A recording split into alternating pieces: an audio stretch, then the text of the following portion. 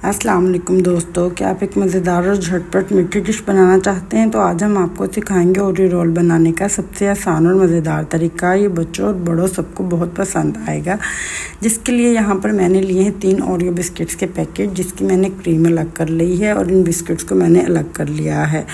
और अगर ख़वातीन इस गर्मी के मौसम में अपना किचन में कम से कम टाइम गुजारना चाहती हैं और बच्चों को भी खुश करना चाहती हैं, तो ये उन ख़वातीन के लिए सबसे बेहतरीन रेसिपी है। और अक्सर ख़वातीन को खुद भी दोपहर के खाने के बाद मीठे की क्रेविंग होती है, तो ये हम झटपट सी रेसिपी आप लोग बनाकर इसको एंजॉय कर सकते हैं।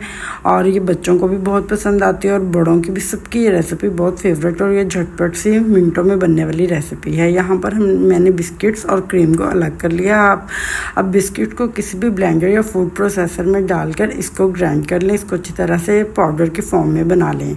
देन हम इसको एक बाउल में शिफ्ट कर देंगे सारे पाउडर को, और फिर इसके अंदर मैंने ऐड किए हैं 2 से 3 चम्मच दूध के, ताकि ये जो बैटर है इसको थोड़ा सा थिक फॉर्म में आ जाए। इसको इस तरह से थिक फॉर्म में करके इसकी हमने एक अच्छे से डो बना लेनी है। जब इसकी एक अच्छी से इसको डो के फॉर्म में ले आना है, देन इसको एक शीट के ऊपर फैला देंगे। आप शीट के ऊपर फैला दें या किसी भी चीज़ के ऊपर आप इसको फैलाकर हाथों की मदद से इसको इस तरह से सारे शीट के ऊपर स्प्रेड कर देना है, फैला देना है शीट के ऊपर।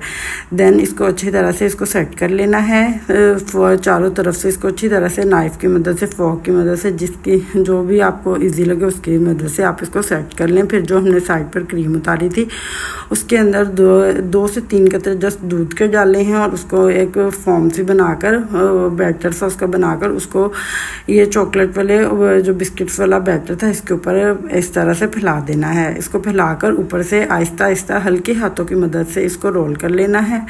रोल कर इसको हमने 10 से 15 मिनट के लिए फ्रिज में सेट होने के लिए रख देना है, ताकि ये भी थोड़ा सा नरम है। अगर हम इसको फ्रिज में रख देंगे तो ये अच्छी तरह से सेट हो जाएगा। देन हम इसको नाइफ की मदद से इसकी छोटी छोटी शेप बना लेंगे, जो कि बहुत ही मज़ेदार और ख़ूबसूरत बनी थी। और ये जितनी दिखने में खूबसूरत है उतनी ही खाने में खूबसूरत है। अगर आपको वीडियो अच्छी लगी हो तो काइंडली लाइक, शेयर, कमेंट और चैनल को सब्सक्राइब लाजमन कीजिएगा।